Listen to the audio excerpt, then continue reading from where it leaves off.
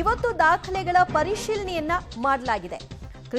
ಸ್ನೇಹಮಯಿ ಕೃಷ್ಣ ಎಂಬುವರು ಕೊಟ್ಟುವಂತಹ ದಾಖಲೆಗಳ ಪರಿಶೀಲನೆಯನ್ನ ಇವತ್ತು ಮಾಡಿದ್ದಾರೆ. ಕೆಲವೊಂದು ಅಂಶಗಳನ್ನ ಇಟ್ಟು ವಾದ ಸಹ ಮಂಡನೆಯಾಗಿದೆ. ನಾಳೆ ಮತ್ತಷ್ಟು ವಾದ ಮಂಡನೆಗೆ ಅವಕಾಶವನ್ನ ನೀಡಿದ್ದಾರೆ. ಹೀಗಾಗಿ ನಾಳೆ ಮತ್ತಷ್ಟು ದಾಖಲೆಗಳಿಗೆ ಸಂಬಂಧಪಟ್ಟ ಹಾಗೆ ವಾದ ಮಂಡನೆಯನ್ನ ಮಾಡಲಿದ್ದಾರೆ. ಈ ಕುರಿತಾಗಿ ಪಬ್ಲಿಕ್ ಟಿವಿಯ ಜೊತೆಗೆ ಈ ಒಂದು ಪ್ರಕರಣದ ವಾದವನ್ನು ಮಾಡ್ತಾ ಇರುವಂತಹ ವಕೀಲರು ವಸಂತ ಹೇಳಿಕೆಯನ್ನ ಕೊಟ್ಟಿದ್ದಾರೆ. ಸಿದ್ದರಾಮಯ್ಯ ಅವರ ವಿರುದ್ಧ ಮೂಢ ಹಗರಣಕ್ಕೆ ಸಂಬಂಧಪಟ್ಟಂತೆ ಒಂದು ಖಾಸಗಿ ದೂರನ್ನು ಕೂಡ ದಾಖಲನ್ನ ಮಾಡಿದಿರಿ. ಏನು ವಿಚಾರ, ಏನು ಅಂಶಗಳನ್ನ ಇಟ್ಕೊಂಡು ದೂರು ದಾಖಲಾಗಿದೆ ಸರ್?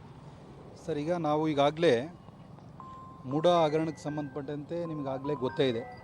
ಕಳೆದ ಒಂದು ತಿಂಗಳಿಂದ BJP ಪಕ್ಷ ಇರ್ಬೋದು, ಅನೇಕ ರೀತಿಯಲ್ಲಿ ಮಾಧ್ಯಮಗಳಲ್ಲಿ ಚರ್ಚೆ ನಡೀತಾ ಇದೆ. ಈಗಾಗಲೇ ರಾಜ್ಯದ ಮುಖ್ಯಮಂತ್ರಿಗಳು ಕೂಡ ಸವಿಸ್ತಾರವಾಗಿ ಇದರ ಬಗ್ಗೆ ವಿಧಾನಸೌಧದಲ್ಲಿ 2 ಗಂಟೆಗಳ ಕಾಲ ಪ್ರೆಸ್ ಮೀಟನ್ನು ಮಾಡಿ ಮೂಢ ವಿಚಾರಗಳನ್ನು ತಿಳಿಸಿದ್ದಾರೆ.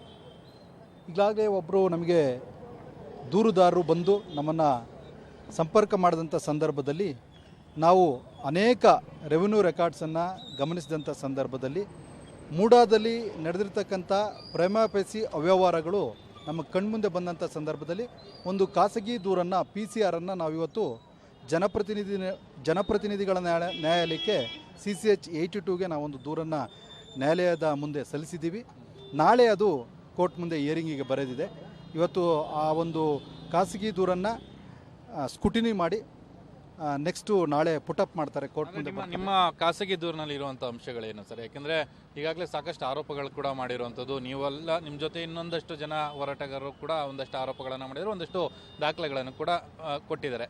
ನೀವು ಕೋರ್ಟ್ನಲ್ಲಿ ಆರೋಪವನ್ನು ಮಾಡ್ತಾರೆ ಅಂಥದ್ದು ಏನು? ಯಾಕೆಂದರೆ ಈಗಾಗಲೇ ರಾಜ್ಯಪಾಲರ ಬಳಿಯಲ್ಲೂ ಕೂಡ ಪ್ರಾಸಿಕ್ಯೂಷನ್ ಪರ್ಮಿಷನ್ ವಿಚಾರ ಹೋಗಿದೆ, ಅದ್ರ ಬಗ್ಗೆ ಏನು ಹೇಳ್ತೀವಿ ಸರ್? ಈಗಾಗಲೇ ಈ ಒಂದು ಬ್ಯಾಕ್ಗ್ರೌಂಡ್ ಆಫ್ ದ ಕೇಸು 1935 ಏನು ಶುರುವಾಗುತ್ತೆ. ಈ ಬ್ಯಾಕ್ಗ್ರೌಂಡು ನಿಂಗಾ ಬಿನ್ ಜವರಾ ಅವರ ಒಂದು ಸ್ವರ್ಜಿತ ಆಸ್ತಿ ಆಗಿರ್ತದೆ. ಇದು 1935 ಏನು ಅವತ್ತಿನ ಮೈಸೂರಿನ ಒಂದು ಪ್ರಾಧಿಕಾರದಿಂದ ಏನು ಅವತ್ತು ಅವರಿಗೆ ಒಂದು ಅಲಾಟ್ ಆಗ್ತದೆ, ಹರಾಜಿನಲ್ಲಿ ಈ ಜಾಗ ಬರ್ತದೆ.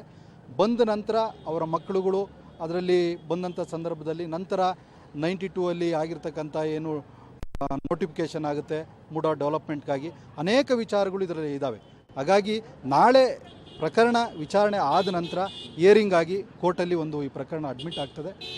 ಆ ನಂತರ ಇದ್ರ ಬಗ್ಗೆ ಸಂಪೂರ್ಣ ಮಾಹಿತಿಯನ್ನು ನಾನು ಕೊಡ್ತೀನಿ. ಈಗ ಏನಾದರೂ ಕೋರ್ಟ್ ಏನಾದರೂ ಕೆಲವೊಂದು ಅಂಶಗಳೇನಾದ್ರು ಕೇಳಿದೆಯಾ, ಸ್ಕ್ರೂಟಿನಿಯನ್ನು ಮಾಡಿರುವಂಥದ್ದು, ಅಥವಾ ಏನಾದರೂ ಪೂರಕವಾದ ದಾಖಲೆಗಳು ಅದ್ರ ಬಗ್ಗೆ ಏನಾದರೂ ಕೇಳ್ಕೊಂಡಿದೆಯಾ? ಬರೀ ಕೇವಲ ನಾಳೆಗೆ ವಿಚಾರಣೆಯನ್ನು ಮುಂದೂಡಿದ್ದೀವಿ?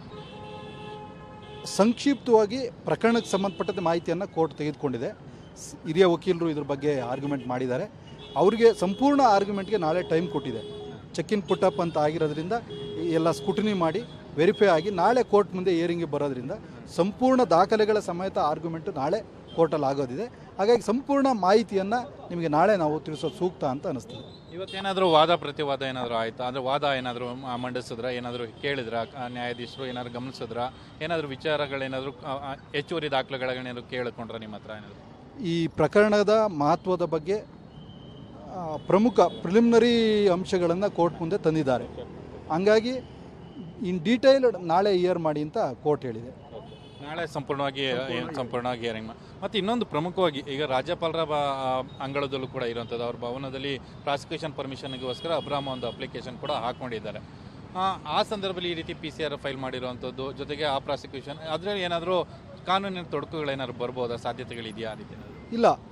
ಅವರು ಏನು ಈಗಾಗಲೇ ಒಂದು ಗವರ್ನರ್ಗೆ ಕೇಳಿರ್ತಕ್ಕಂಥದ್ದು ಅವರ ಹೋರಾಟ. ಅದು ಈಗ ಮತ್ತೊಬ್ಬರು ಸ್ನೇಹಮಯಿ ಕೃಷ್ಣ ಎಂಬತಕ್ಕಂಥವ್ರು, ಇವರು ಒಬ್ಬರು ಸಾಮಾಜಿಕ ಕಾರ್ಯಕರ್ತರು, ಪತ್ರಕರ್ತರು, ಈ ಥರದ ಅನೇಕ ಸಾಮಾಜಿಕವಾಗಿ ಅನ್ಯಾಯಗಳನ್ನು ನಡೆದಂಥ ಸಂದರ್ಭದಲ್ಲಿ ಹೋರಾಟ ಬಂದಿರತಕ್ಕಂಥವ್ರು. ಇವರು ಸಂಪೂರ್ಣ ಇದ್ರ ಬಗ್ಗೆ ಮಾಹಿತಿಯನ್ನು ಹೊಂದಿದ್ದಾರೆ. ಸಂಪೂರ್ಣ ಡಾಕ್ಯುಮೆಂಟ್ಸನ್ನು ಅವರು ಈಗ RTIನಲ್ಲಿ ತೊಗೊಂಡಿದ್ದಾರೆ.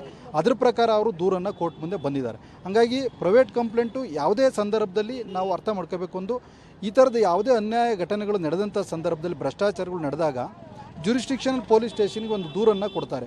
ಅವರು ಪೊಲೀಸರು ದೂರನ್ನು ಸ್ವೀಕಾರ ಮಾಡಿ ಯಾವುದೇ ರೀತಿಯ FIR ಮಾಡಿ ತನಿಖೆಯನ್ನು ಕೈಗೊಳ್ಳದೇ ಇದ್ದಂಥ ಸಂದರ್ಭದಲ್ಲಿ ನಾವು CRPC 200 ಏನು ಈಗ ಹೊಸ ಕಾನೂನಲ್ಲಿ ನಾವು 253 ಏನು ಬರ್ತದೆ ನೋಡಬೇಕದು BNSS ಅಲ್ಲಿ, ಇದ್ರ ಪ್ರಕಾರ ನಾವು ಒಂದು ಖಾಸಗಿ ದೂರನ್ನು ನಾವು ಕೋರ್ಟ್ ಮುಂದೆ ಫೈಲ್ ಮಾಡ್ತೀವಿ.